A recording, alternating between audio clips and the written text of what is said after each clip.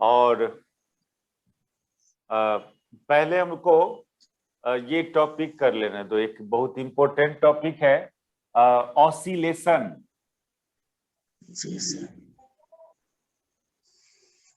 Second paper का ये main topic है। इसमें 3 क्वेश्चंस क्रिएट होता है और छोटा सा टॉपिक है ये, लेकिन ये बाद में जो वेव उगाना है सेमेस्टर 2 से पूरा ग्रेजुएशन में 80% तो वेव ही पढ़ना है। वेव और करंट, अल्टरनेटिव एसी करंट। तो इसमें जो कुछ टर्म सब हम लोग देखेंगे वो वेव का फाउंडेशन कहा जाए इसको, ऑसिलेशन को।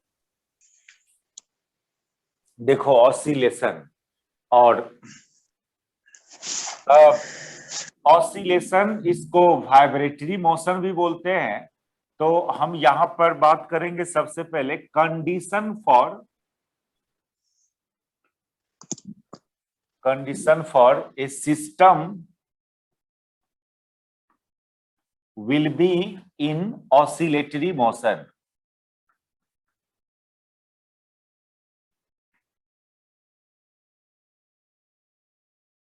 किसी सिस्टम के मोशन को ऑसिलेटरी बोलेंगे, उसका क्या कुछ कंडीशंस है।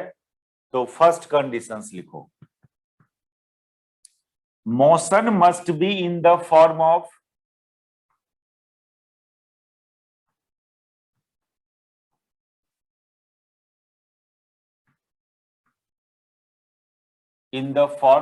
To fro, up down, about a point,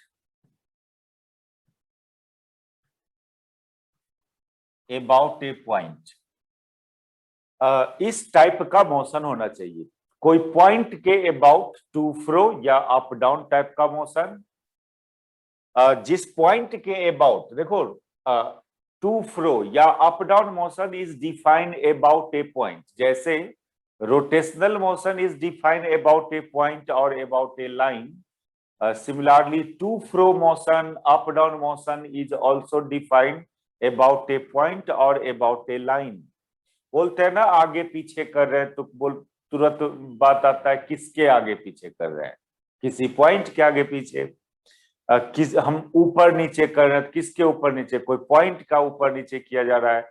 तो जिस पॉइंट के अबाउट ये इस टाइप का मोशन हो, उस पॉइंट को बोलते हैं हम लोग मीन पोजीशन या इक्विलिब्रियम पोजीशन या पोजीशन ऑफ रेस्ट।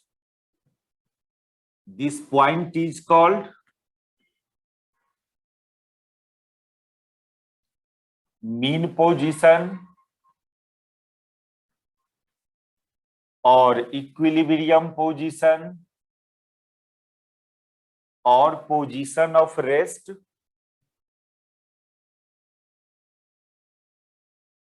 इस पॉइंट के बारे में और बात करेंगे, पहले और कंडीशन सब पहले देखिए। ये first condition, motion must be in this type of, in this form about a point. Second condition, और सब फिर कुछ एग्जांपल्स करेंगे जिसमें ये सब बात वैलिड होगा।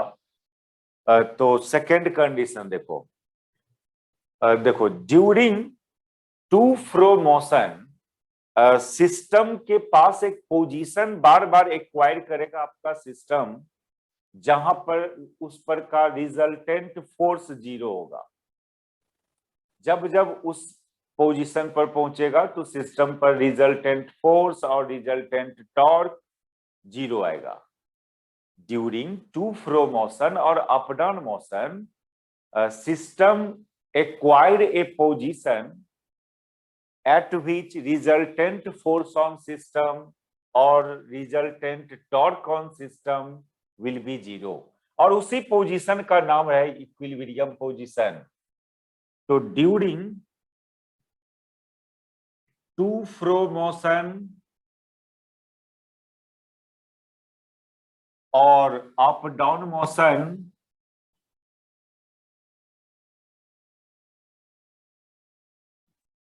system acquired a position, system acquired a position at which resultant force on system resultant force or resultant torque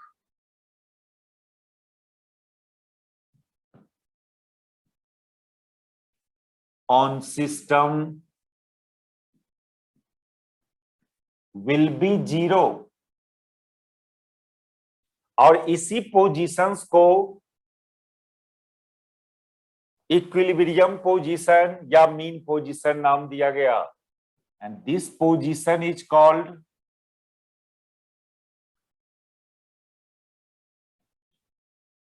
equilibrium position. अभी फर्स्ट पॉइंट में ही इसकी चर्चा किए थे हम लोग। और मीन पोजीशन फर्स्ट पॉइंट में तो इसको डिफाइन किए थे कैसे, जिस पॉइंट के अबाउट टू फ्रो मोशन होगा या अप डाउन मोशन, जिस पॉइंट के अबाउट उसको मीन पोजीशन और इक्विलिब्रियम पोजीशन।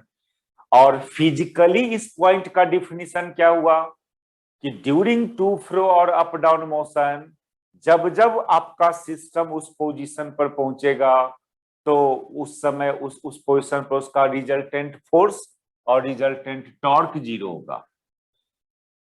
देखिए फोर्स 0 होना, रिजल्टेंट फोर्स 0 होना, या तो उसको बोलते हैं हम लोग ट्रांसलेशनल इक्विलिब्रियम। रिजल्टेंट टॉर्क 0 होना उसको बोलते हैं हम लोग रोटेशनल इक्विलिब्रियम। इसलिए उस पोजीशन का नाम इक्विलिब्रियम पोजीशन दिया गया क्योंकि वो ऐसा पोजीशन है सिस्टम का, वो जब जब पहुंचेगा वहां ड्यूरिंग ऑसिलेटरी मोशन तो उस पर रिजल्टेंट फोर्स और टॉर्क 0 होगा। और रिजल्टेंट फोर्स और टॉर्क 0 होना दैट इज सिस्टम में इक्विलिब्रियम आना, इसलिए उस पोजीशन का नाम इक्विलिब्रियम पोजीशन दिया गया। तीसरा कंडीशन कर हम सबको एक एग्जांपल से वेरीफाई करेंगे सब कंडीशंस को। थर्ड कंडीशन कि अभी तो देखा कि जब इक्विलिब्रियम पोजीशन पर आएगा तो रिजल्टेंट फोर्स और टॉर्क 0 होगा, लेकिन जब वो इक्विलिब्रियम पोजीशन से डिस्प्लेस्ड किया जाएगा सिस्टम को, आइदर साइड कोई भी साइड डिस्प्लेस्ड करोगे आप उसको, तो अब आपके सिस्टम पर एक रिजल्टेंट फोर्स और टॉर्क एक्ट करेगा जो डायरेक्टेड होगा वो इक्विलिब्रियम पोजीशन की तरफ। किसी भी साइड डिस्प्लेस्ड कर दे आप अपने सिस्टम को फ्रॉम दैट पोजीशन, तो अब आपके सिस्टम पर एक नेट फोर्स और टॉर्क एक्ट करना स्टार्ट कर देगा जो डायरेक्टेड रहता है towards equilibrium position. When system is displaced,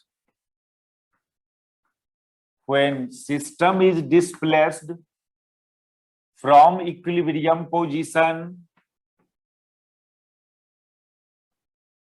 in either side,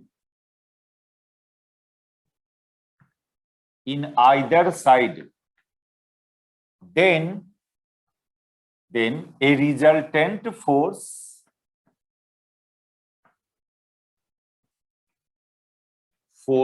or torque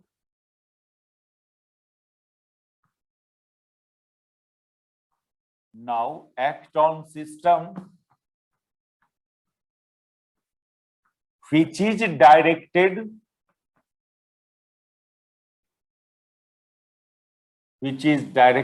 towards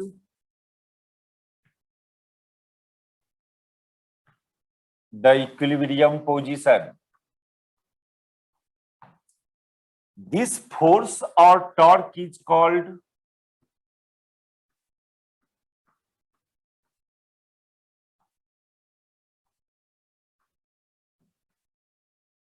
restoring force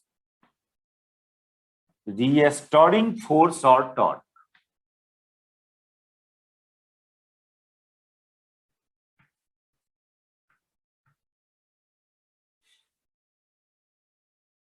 And it is in the form of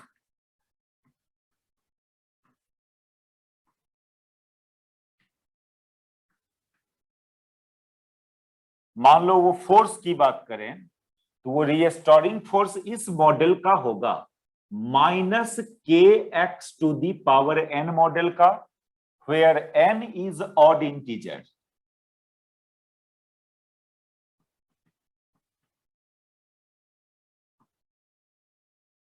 देखिए ये तीन कंडीशंस को जो कोई भी मोशन सेटिस्फाई करेगा उसके मोशन को ऑसिलेटरी मोशन या वाइब्रेटरी मोशन बोलेंगे। अभी एसएचएम मत समझना इस मोशन को, all oscillatory motion is not SHM. उसके लिए फिर से हम लोग एक अलग कंडीशंस करेंगे। पहले तो oscillatory to fro motion, up down motion, और हर to fro motion up down motion simple harmonic motion नहीं होता है। उसके लिए और एक कंडीशंस हम लोग बाद में देखेंगे। तो ये तीन कंडीशंस को जो कोई भी मोशन सेटिस्फाई करेगा ऑसिलेटरी मोशन कहलाएगा। यहां पर ये जो बात बोला कि एक पोजीशन ऐसा जब जब पहुंचेगा ड्यूरिंग ऑसिलेशन तो उस पर net force and torque zero, उस पोजीशन को इक्विलिब्रियम पोजीशन बोले। लेकिन जब सिस्टम उस पोजीशन पर नहीं होगा, अदर जगह होगा, चाहे टुवार्ड्स राइट या टुवार्ड्स लेफ्ट, तो उस समय उस सिस्टम पर एक नेट फोर्स और टॉर्क एक्ट करेगा जो ऑलवेज डायरेक्टेड रहेगा उस इक्विलिब्रियम पोजीशन की तरफ। और वो फोर्स और टॉर्क इस मॉडल का होना चाहिए, इस मॉडल का। इसमें के तो फोर्स कांस्टेंट बोलेंगे के को, और एक्स जो हो गया इक्विलिब्रियम पोजीशन से कितना डिस्प्लेस्ड किए हो आप सिस्टम को, उसको बता रहा है एक्स। ये तो के को यहां पर फोर्स कांस्टेंट, और एक्स हो गया displacement of system from equilibrium position.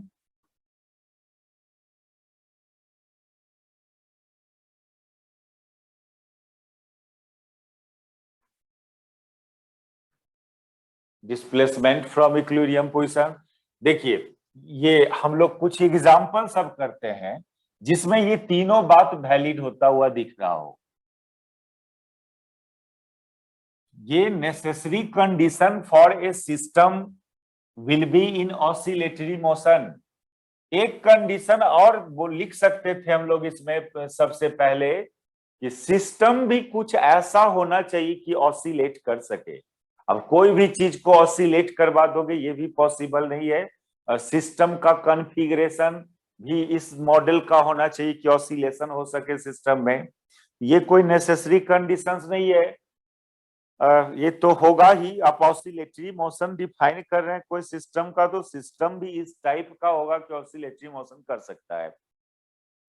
कोई भी इरेगुलर शेप साइज का आप कोई बॉडी ले लोगे, कहोगे वो उसको भी ऑसिलेट करवा दें, खैर वो नेसेसरी कोई कंडीशंस नहीं है। ये तीन conditions main condition for system will be in oscillatory motion. तो जो फेमस एग्जांपल हम लोग के सामने दिखता है, motion of A spring block system, spring block system, ये तो बहुत फेमस एग्जांपल है ऑसिलेटरी मोशन का। स्प्रिंग के एक एंड को अटैच कर दिया वर्टिकल वॉल से और दूसरे एंड पर एक बॉडी कनेक्ट कर दिया और इसको एक स्मूथ सरफेस पर सपोज करो रख दिए। तो अब चले उस तीनों बात को वेरीफाई करते हैं इसमें हम लोग। पहले इसमें ऑसिलेटरी मोशन लाओ। ऑसिलेटरी मोशन अच्छा, एक बात सबसे पहले कि एक मीन पोजीशन होना चाहिए, ये बात बोला। तो मीन पोजीशन ऐसा पोजीशन जहां पर net force on the system will B zero. ठीक है, तो देखो जब आपका ये स्प्रिंग नेचुरल लेंथ में रहेगा, ये स्प्रिंग जब नेचुरल लेंथ में रहेगा मींस ओरिजिनल लेंथ में, मींस कि ये स्प्रिंग ना एक्सटेंडेड हो ना कंप्रेस्ड हो, तो उस समय उसको नेचुरल स्प्रिंग बोलते हैं, नेचुरल लेंथ में। तो ये स्प्रिंग आपके ब्लॉक पर कोई फोर्स नहीं लगाएगा हॉरिजॉन्टल डायरेक्शन में। स्प्रिंग तब लगाता है ब्लॉक पर फोर्स जब वो डिफॉर्म हो, या तो एक्सटेंडेड हो या कंप्रेस्ड हो तब लगाएगा, नेचुरल स्टेट में रहेगा, नेचुरल लेंथ में तो ये कोई फोर्स नहीं लगाएगा बॉडी पर। तो अभी हम लोग मान ले रहे हैं कि ये स्प्रिंग अभी नेचुरल लेंथ में है, तो ये इस बॉडी पर कोई फोर्स एक्ट नहीं करेगा, और एक force M G and normal reaction force ये तो एक्ट कर रहा है, लेकिन ऑसिलेटरी मोशन इस डायरेक्शन में होगा, दैट इज इस डायरेक्शन में कोई एक्सेलरेशन सिस्टम में नहीं है बॉडी में। तो ये एन और एम जी भी बराबर। तो क्या हुआ फाइनली, इस डायरेक्शन में तो कोई फोर्स ही नहीं लगा, सरफेस स्मूथ है, कोई फ्रिक्शन फोर्स की बात नहीं करोगे। इस डायरेक्शन में फोर्स लगा लेकिन उसका रिजल्टेंट 0 है, यानी आपका ये जो पोजीशन हुआ सिस्टम का, ये जो पोजीशंस डिफाइन हुआ सिस्टम का, इस पोजीशन पर net force on block is 0 in all direction. Net force on block is 0 in all direction, इसलिए ये इक्विलिब्रियम पोजीशन हुआ, hence it is equilibrium position.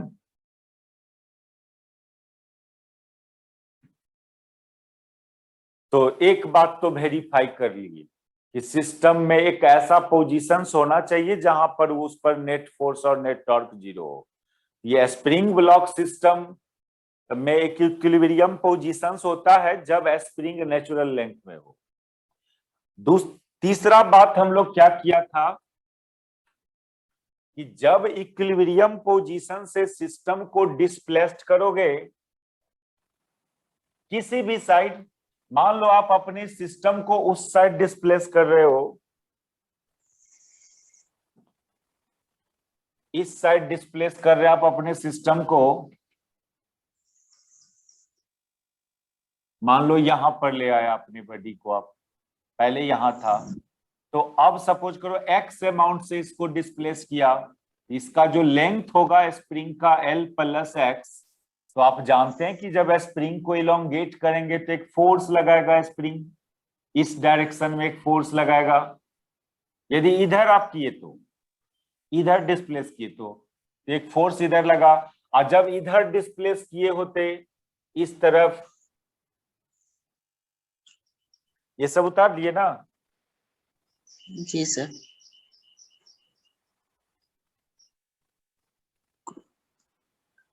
यदि आप अपने इस बॉडी को इस साइड डिस्प्लेस किए होते, इस साइड एक्स अमाउंट से, तो अब स्प्रिंग इस पर फोर्स इधर लगाता। ये तो स्प्रिंग फोर्स का टेंडेंसी है कि कंप्रेस किया तो इधर लगाएगा, इलोंगेट किया तो इधर लगाएगा। तो अब एक फोर्स लगा इधर,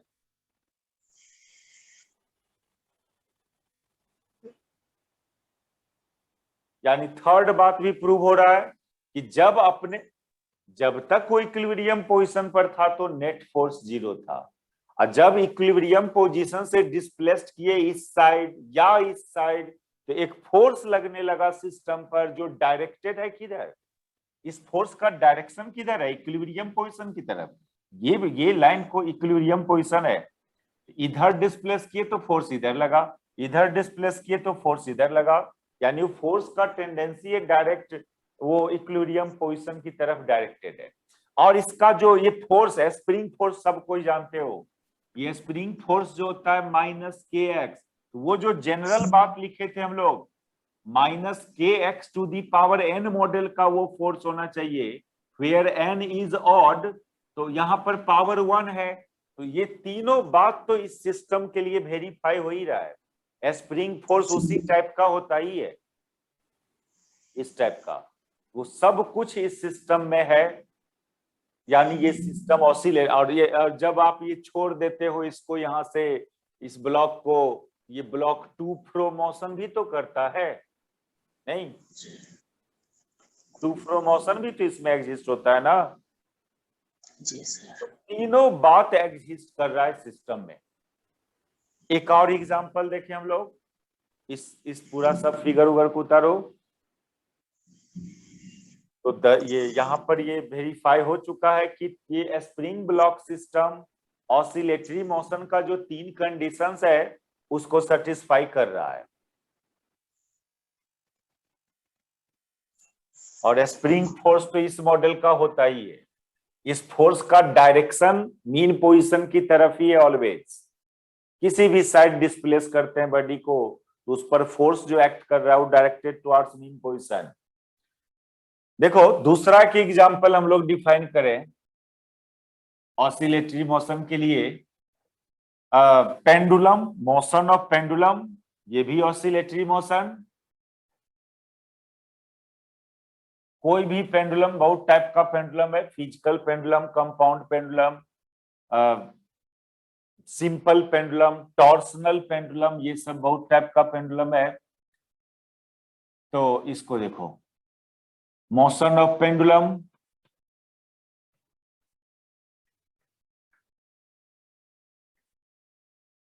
इसमें भी ये 3 बात होना चाहिए।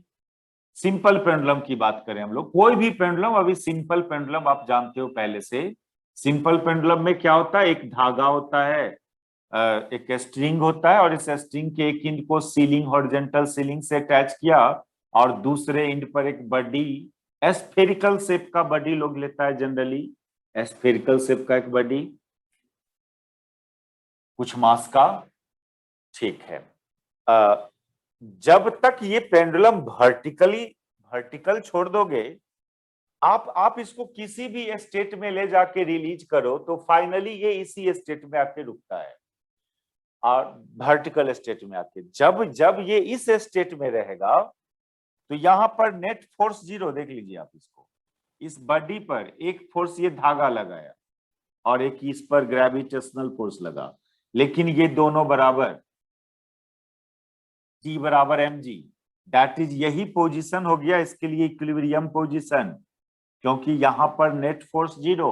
अब अदर कोई पोजीशन पर लेके चल जाओ रोटेट करके तो वहां पर नेट फोर्स 0 नहीं रहता है, इस पर वहां पर एक रिजल्टेंट फोर्स एक्ट करता है। यही वो पोजीशन है ओनली जहां पर नेट फोर्स 0। और एक तो ये था, तो मीन पोजीशन है इसमें। दूसरी बात कि जब इसको हम इस इक्विलिब्रियम पोजीशन से डिस्टर्ब करें, डिस्प्लेस्ड करें, तो इस पर एक नेट फोर्स लगना चाहिए या नेट टॉर्क जो डायरेक्टेड रहे टुवर्ड्स इक्विलिब्रियम पोजीशन। इसको देखिए, तो इनिशियली आपका पेंडुलम इस स्टेट में था, इक्विलिब्रियम स्टेट में। अब आप इसको कुछ इसमें एक डिस्प्लेसमेंट करवाए इस बॉडी में, ये तो सर्कुलर पाथ को फॉलो करेगा बॉडी, या एंगुलर, ये लीनियर डिस्प्लेसमेंट बोलिए, और यहां से बात करेंगे तो एंगुलर डिस्प्लेसमेंट बोलो आप। देखो इस बॉडी पर अब नेट फोर्स 0 नहीं रहेगा। कैसे? एक तो ये ग्रेविटेशनल फोर्स mg, एक ये टेंशन फोर्स T, और इसको थोड़ा आगे बढ़ा दें तो ये थीटा, तो ये भी थीटा, mg का एक कंपोनेंट इधर mg cos थीटा, और एक कंपोनेंट ये टेंजेंशियल डायरेक्शन में mg sin थीटा। हालांकि ये mg sin थीटा तो टेंजेंशियल डायरेक्शन में डायरेक्ट इस मीन पोजीशन की तरफ नहीं है, ऐसे नहीं है डायरेक्टली, लेकिन ये एंगल जितना छोटा होगा, ये टेंड्स टू 0 हो, ये एंगल बहुत स्मॉल हो, तब ये फोर्स, ये जो टेंजेंशियल फोर्स है, ये exactly directed towards mean position हो जाएगा। ठीक है, ये एंगल को यदि आप स्मॉल करेंगे तो ये mg sin थीटा एग्जैक्टली इस पोजीशन की तरफ दिखेगा, ऐसे दिखेगा आपको। तो इधर डिस्प्लेस किए तो, और इस साइड डिस्प्लेस किए होते आप सिस्टम को, इस साइड डिस्प्लेस किए होते तो अभी भी mg sin थीटा इधर लगता। ये mg sin theta direct mean position की तरफ तो नहीं है, लेकिन फिर ये एंगल टेंड्स टू 0 करेंगे तो ये फोर्स का डायरेक्शन एग्जैक्टली मीन पोजीशन की तरफ आ जाएगा। क्या हुआ? जब ये इस पोजीशन पर था तो नेट फोर्स 0 था, इस पोजीशन से आप हटाया उसको तो अब उस पर एक नेट फोर्स एक्ट कर रहा है जो डायरेक्टेड है, वो mg sin थीटा, डायरेक्टेड है मीन पोजीशन की तरफ। इधर हटाए तो इधर लगा वो फोर्स, इधर हटाए तो इधर लगा फोर्स, यानी उस फोर्स का टेंडेंसी ऑलवेज मीन पोजीशन की तरफ आ रहा है। क्लियरली ये पेंडुलम भी ऑसिलेटरी मोशन का जो कंडीशंस है। और एक बात देखो, एक बात और, ये रिजल्टेंट फोर्स के बारे में हम लोग बोला था कि ये -kx⁴ n मॉडल का होना चाहिए। ये x तो ट्रांसलेटरी मोशन का डिस्प्लेसमेंट है, लेकिन एंगुलर मोशन का डिस्प्लेसमेंट के टर्म्स में बात करें तो यहाँ पर x की जगह थीटा डालना चाहिए, x की जगह थीटा। तो ये तो यहाँ पर mg, देखो ये mg साइन थीटा आ रहा है, mg इंटू थीटा तो नहीं आ रहा है। साइन थीटा का डायरेक्टली प्रोपोर्शनल थोड़ी बोल रहे हैं, थीटा का डायरेक्टली प्रोपोर्शनल होना चाहिए। इसलिए ना थीटा को टेंड्स टू 0 किया हम लोग, ये एंगल को बहुत स्मॉल किया, तब ना ये फोर्स का डायरेक्शन एग्जैक्टली मीन पोजीशन की तरफ होगा। जब थीटा टेंड्स टू 0 होगा तो ये साइन थीटा को थीटा लिख देता है लोग, लिमिट में पढ़े होगे ये बात। साइन थीटा को थीटा लिखा जा सकता है जब थीटा स्मॉल हो। यानी पेंडुलम का मोशन भी ऑसिलेटरी है, इस पर भी जो फोर्स लगा वो डायरेक्टली प्रोपोर्शनल टू डिस्प्लेसमेंट, यानी थीटा का डायरेक्टली प्रोपोर्शनल आ। ऐसे तो पहले साइन थीटा का डायरेक्टली प्रोपोर्शनल आ रहा था फोर्स, लेकिन थीटा जब स्मॉल कर दें तो फिर वो डायरेक्टली प्रोपोर्शनल टू थीटा आ जाएगा। तो ये भी सारे कंडीशंस ऑसिलेटरी मोशन का सारे कंडीशंस को सेटिस्फाई कर रहा है पेंडुलम। एक और सिस्टम देखते हैं हम लोग,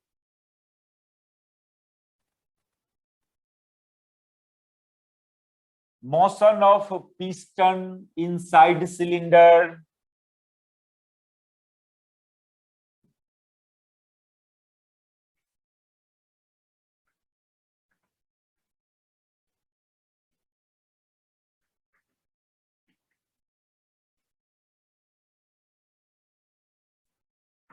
एक सिलेंडर कंटेनिंग गैस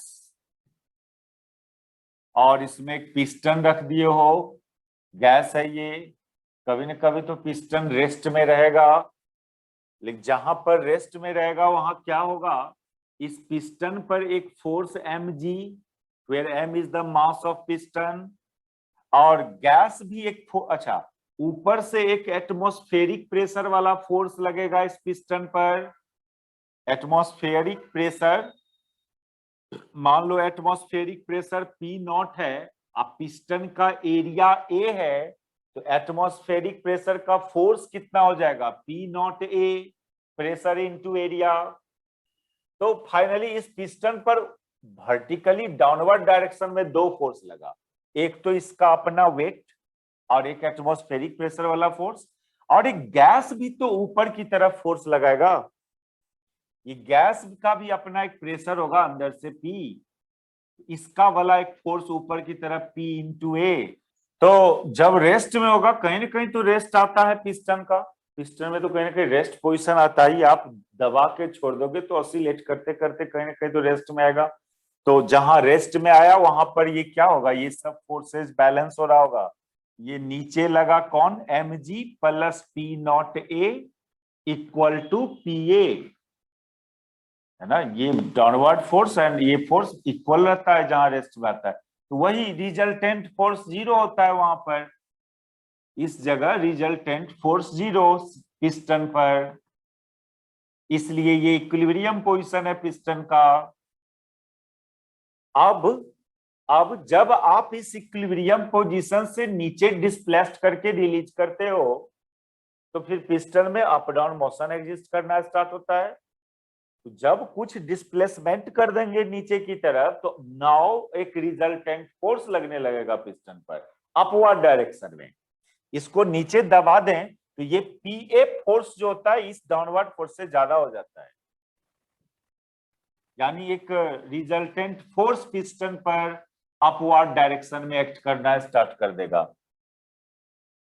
देखिए हम लोग दूसरा केस इसका करें, जब हम अपने पिस्टन, मेरा पिस्टन इस स्टेट में था, अब यहां पर ले आया पिस्टन को, यहां पर अभी भी ये फोर्स लगेगा पी ए, ये पी नॉट ए, ये एम जी। लेकिन लेकिन आप रिलीज करते हो तो क्यों ऊपर की तरफ एक्सेलरेशन आता है ना पिस्टन में। रिलीज करके ऐसे दबा के छोड़ोगे तो पिस्टन क्या और नीचे ही चला जाएगा, ऊपर एक्सेलरेट करना स्टार्ट करता है। दैट इज ये फोर्स। यहां पर एक रिजल्टेंट फोर्स लगेगा, ये जीरो नहीं होगा और ये कितना होगा, P A minus M G plus P not A. यानी ये फोर्स का डायरेक्शन ऊपर की तरफ आ रहा है, अपवर्ड डायरेक्शन में। अपवर्ड डायरेक्शन मतलब क्या, टुवर्ड्स मीन पोजीशन। आप मीन पोजीशन से डिस्प्लेस्ड किए तो उस पर एक फोर्स लगना चाहिए टुवर्ड्स मीन पोजीशन। तो ये जो फोर्स है रिजल्टेंट फोर्स, इसका डायरेक्शन ऊपर की तरफ ही आ रहा है, इधर आ रहा है रिजल्टेंट फोर्स का डायरेक्शन मीन पोजीशन की तरफ। देखो ये नेचुरल बात, जो भी कोई सिस्टम ऑसिलेट करता हुआ आपको दिखता है तो ये तीन बात निश्चित रूप से उस सिस्टम के पास होगा। कुछ क्वेश्चन आ रहा है माइंड में, पूछना है? सर एक बॉडी के लिए हमेशा एक ही इक्विलिब्रियम पोजीशन हो सकता है? हाँ। मतलब ऑसिलेटरी मोशन कोई सिस्टम है तो कोई एक पॉइंट के अबाउट, कोई एक पॉइंट, एक ही पॉइंट होगा उसका मीन पोजीशन। ऑसिलेशन क्या दो पॉइंट के अबाउट ऑसिलेशन एग्जिस्ट डिफाइन करेंगे? नहीं सर। नहीं, ऐसा नहीं होता है, ये मीनिंगलेस बात है ये। Oscillatory motion exist about a point, ऐसे बात करते हैं। अब देखिए ये रीस्टोरिंग फोर्स का मॉडल देखो, F बराबर माइनस के X to the power N model का रीस्टोरिंग फोर्स बोला, where N is odd integer. देखिए ऐसा क्यों, यदि माइनस साइन नहीं लगाते आप उसमें, पावर ऑड नहीं रखते, तो फिर वो फोर्स, वो जो फोर्स, जो रीस्टोरिंग फोर्स को जो इस टाइप का बोल रहे हो आप, इस टाइप का, इसमें यदि ये माइनस साइन नहीं देंगे और पावर ऑड नहीं देंगे यहां पर, तो फिर इसका जो नेचर है इस फोर्स का कि always directed towards mean position, ये नहीं रह पाएगा। कुछ भी एक को चीज छोड़ देते हो इसमें से, तो ये निगेटिव साइन यदि छोड़ देते हो, या यहां पर एन को ऑल इंटीजर बोल दो, ऑल इंटीजर, तो इवन ऑड दोनों आ जाएगा। तो फिर जो डिफिनीशन है इस रीस्टोरिंग फोर्स का, जो डिफिनीशन हम लोग दिया कि it is always directed towards equilibrium position, ये बात नहीं रह पाएगा उसके अंदर। देखिए एग्जांपल से आप मान लो कोई सिस्टम आपका है जो एक्स एक्सिस के लॉन्ग ऑसिलेट कर रहा है। एक पार्टिकल ही लेते हैं, पार्टिकल एक्स एक्सिस के लॉन्ग ऑरिजिन के अबाउट ऑसिलेट कर रहा है, ऐसा मान ले रहे हैं। Consider a particle oscillate about origin along x axis.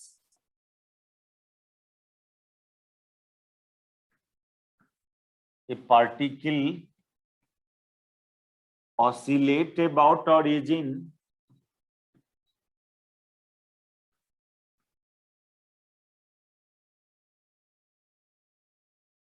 along x-axis।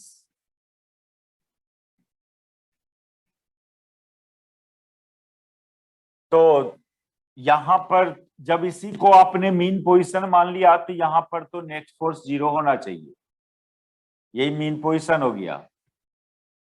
जिसके अबाउट ऑसिलेशन बोल रहे हैं वो मीन पोजीशन होता है, तो वहां पर तो नेट फोर्स जीरो होना चाहिए। अब आप सिस्टम को मान लो इधर डिस्प्लेस किया, मान लीजिए आपका पार्टिकल यहां है एक्स दूरी पर, तो आप क्या चाहते हैं कि इस पर जो फोर्स लगना चाहिए वो इधर लगना चाहिए, ये चाहते हो आप, यही चाहते हो ना। यदि हमने पार्टिकल को मीन पोजीशन से इधर डिस्प्लेस किया तो वो फोर्स का डायरेक्शन ऐसे होना चाहिए, या जब हम अपने पार्टिकल को मीन पोजीशन से इधर डिस्प्लेस किया तो वो फोर्स का डायरेक्शन, यदि इधर डिस्प्लेस किए हो तो ये फोर्स का डायरेक्शन इधर आना चाहिए, ये आपका टेंडेंसी है। तो देखिए इसके लिए देखो, आप पहले आप यदि इधर डिस्प्लेस किए हो तो क्या होगा, x पॉजिटिव होगा, x पॉजिटिव होगा।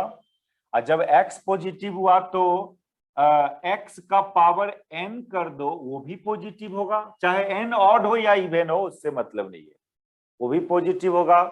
और तो इसमें माइनस k से मल्टीप्लाई कर दो तो ये निगेटिव हो जाएगा, यानी ये फोर्स का निगेटिव आ जाना, फोर्स का निगेटिव आना यानी इसका डायरेक्शन निगेटिव एक्स एक्सिस के अलॉन्ग होना, यानी फोर्स का डायरेक्शन ये आ गया।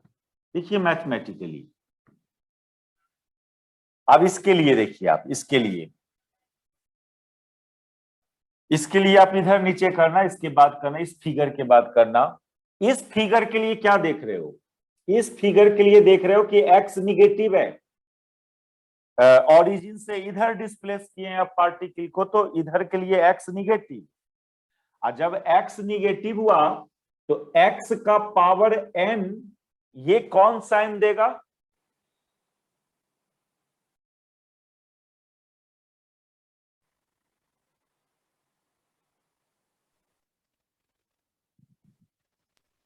नेगेटिव और पॉजिटिव दोनों है। इवन होगा तो पॉजिटिव देगा और तो लेना नहीं ऑड है, होगा तो n negative। को तो ऑड लेना है, हम्म, तो ऑड होगा, n ऑड होगा तो फिर इसका साइन निगेटिव होगा ना।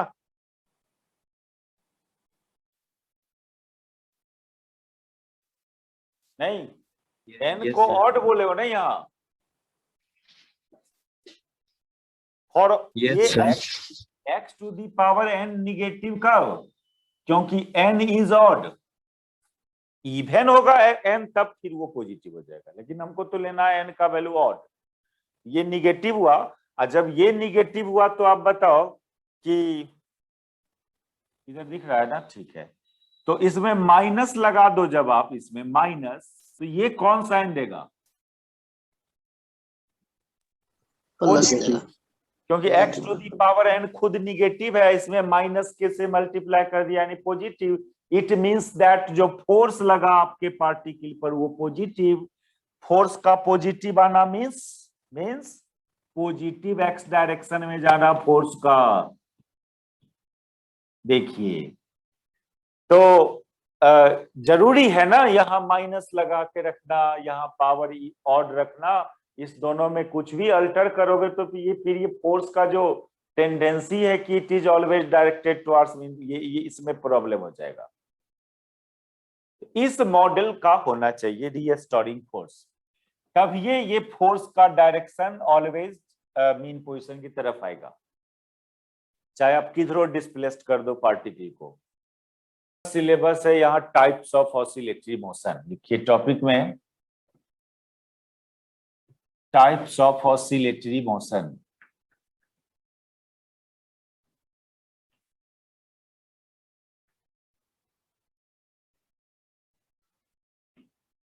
देखिए, it is of 3 types.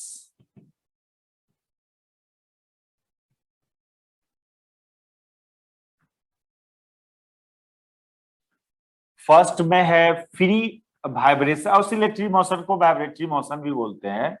Free vibration, इसी को 11 लेवल में आप सिंपल हार्मोनिक वाइब्रेशन भी बोलते थे। दूसरा है डैम्प्ड वाइब्रेशन,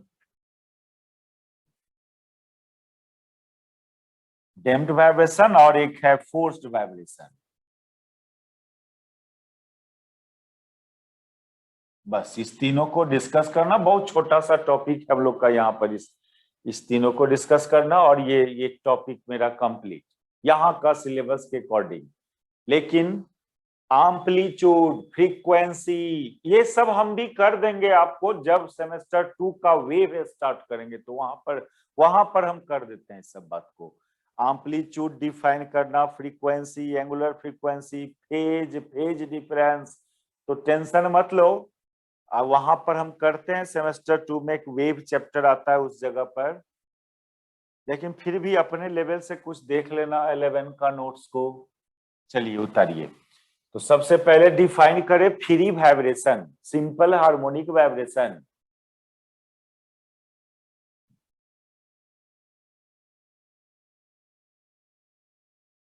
देखो, condition for a system will be in simple harmonic motion free, वही डिफिनीशन हुआ किसी मोशन का, कंडीशन दैट इज वही उसका डिफिनीशन हुआ, रिस्ट्रिक्शन उस मोशन का। तो हम लोग डिफिनीशन को ऐसे समझे, condition for a system, condition for a system will be in free vibration.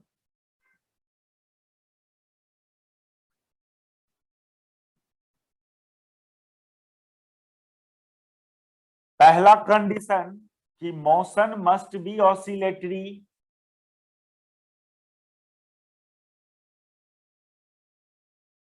अब ये कंडीशन जब लिखा तो आप समझ रहे हो कि 3 कंडीशन हम लिख चुके।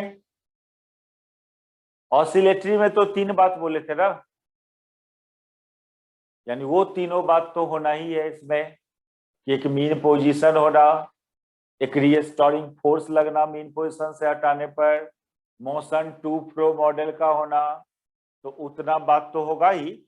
एक एक्स्ट्रा कंडीशन है बस इसमें ये कि वो जो रीस्टोरिंग फोर्स हम लोग लिखा था -kx⁴n, n का वैल्यू 1 खाली रखना है यहाँ पर, ठीक है। If the power of displacement in restoring force is 1, then that oscillatory motion is called simple harmonic. तो द पावर ऑफ, या लैंग्वेज में बात करें ऐसे तो ये बोलेंगे, the restoring force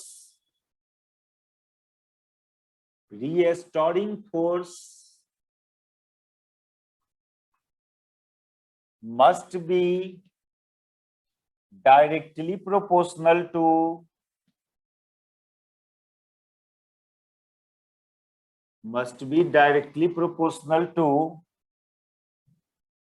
the linear power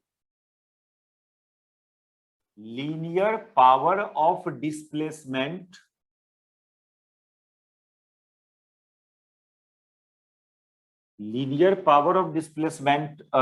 from mean position। बस एक एक्स्ट्रा कंडीशन ये, और एक तो कंडीशन की मोशन ऑसिलेटरी होना चाहिए। ये 2 कंडीशंस को जो कोई भी सिस्टम का मोशन सेटिस्फाई करेगा वो उस तरह का ऑसिलेटरी मोशन को सिंपल हार्मोनिक मोशन या फ्री वाइब्रेशन, यानी इस टाइप का रीस्टोरिंग फोर्स, पहले तो बोला proportional to linear power of displacement, यानी x का पावर 1, और इस प्रोपोर्शनैलिटी साइन को हटाते हो तो निगेटिव कांस्टेंट डालते हो। ये माइनस तो डालना इसलिए जरूरी है कि यह नहीं डालेंगे तो फिर इस फोर्स का डिफिनीशन फुलफिल नहीं हो पाएगा, यानी इस फोर्स का डायरेक्शन मीन पोजीशन की तरफ ऑलवेज नहीं रह पाएगा। इसलिए ये प्रोपोर्शनैलिटी साइन के हटाने के बाद निगेटिव कांस्टेंट ही यूज करना। हाँ, पावर यहाँ पर 1, 3, 5 कुछ भी हो सकता था, लेकिन अब भी फ्री वाइब्रेशन के लिए डिस्प्लेसमेंट का पावर 1।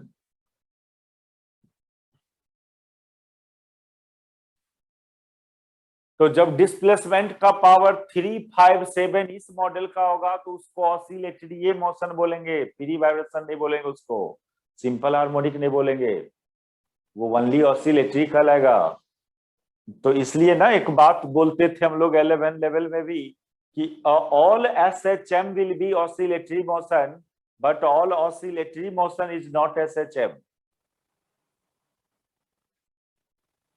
इस टाइप का होना चाहिए। यही एक कंडीशंस हुआ, मैथमेटिकल कंडीशंस हुआ, physical conditions for simple harmonic motion या फ्री वाइब्रेशन। ये फ्री वर्ड क्यों यूज करते हैं इसमें? फ्री वर्ड यूज करने से आप लोग समझेगा कि कोई फोर्स ही नहीं लग रहा है, फ्री सिस्टम फ्री है, मतलब रिजल्टेंट फोर्स 0, ऐसा नहीं है यहाँ। अगला नेचर सब इस मोशन का क्या होगा, इस मोशन का और बात सब क्या क्या होता है, तो पहले लैंग्वेज में लिख लें, फिर मैथमेटिकली प्रूफ होगा ये सब बात। लैंग्वेज में ये लिख लें हम लोग कि इसका जो इस वाइब्रेशन का जो एम्पलीट्यूड है वो कांस्टेंट रहता है, इस वाइब्रेशन का टोटल एनर्जी कांस्टेंट रहता है, total energy constant, amplitude constant, और ये वाइब्रेशन एक बार सेट कर दिया तो इनफाइनाइट टाइम तक एग्जिस्ट करेगा। ये सब इसका प्रॉपर्टी हुआ, रिजल्ट हुआ इस वाइब्रेशन का। लिखो also the amplitude of vibration, amplitude of vibration and energy of vibration.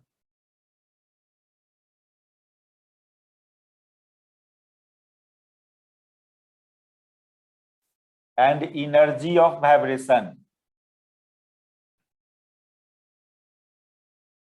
will be constant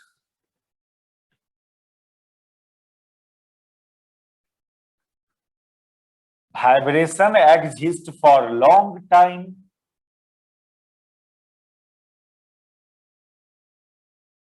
infinite word physics में नहीं बोलते, उसकी जगह लॉन्ग टाइम बोलते हैं, क्योंकि फिजिक्स में कहीं कहीं पर एक सेकंड भी इनफाइनाइट टाइम की तरह बिहेव करता है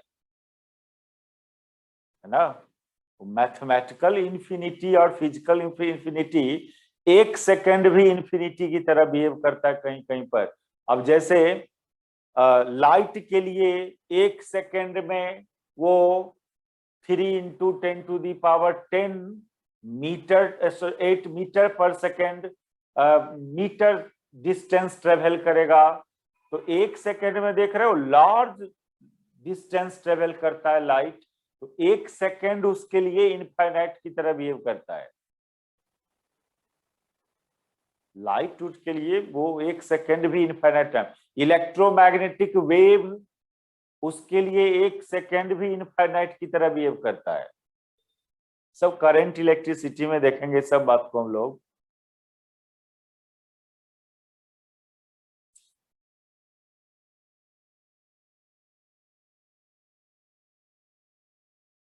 vibration exist for long time, और इसका जो एम्पलीट्यूड ऑफ वाइब्रेशन है वो कांस्टेंट रहता है, और इस मॉडल का होता है, इस मॉडल का इसका एम्पलीट्यूड ऑफ वाइब्रेशन रहता है।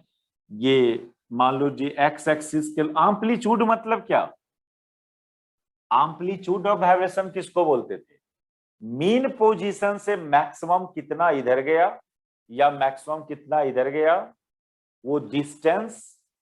देखो ऑसिलेटरी मोशन में ना, जब कोई सिस्टम ऑसिलेट करता है तो 3 पोजीशन डिपेंड होता है। एक तो मीन पोजीशन डिपेंड हुआ और 2 एक्सट्रीम पोजीशन डिपेंड होता है, एक्सट्रीम पोजीशन बोलते हैं इसको।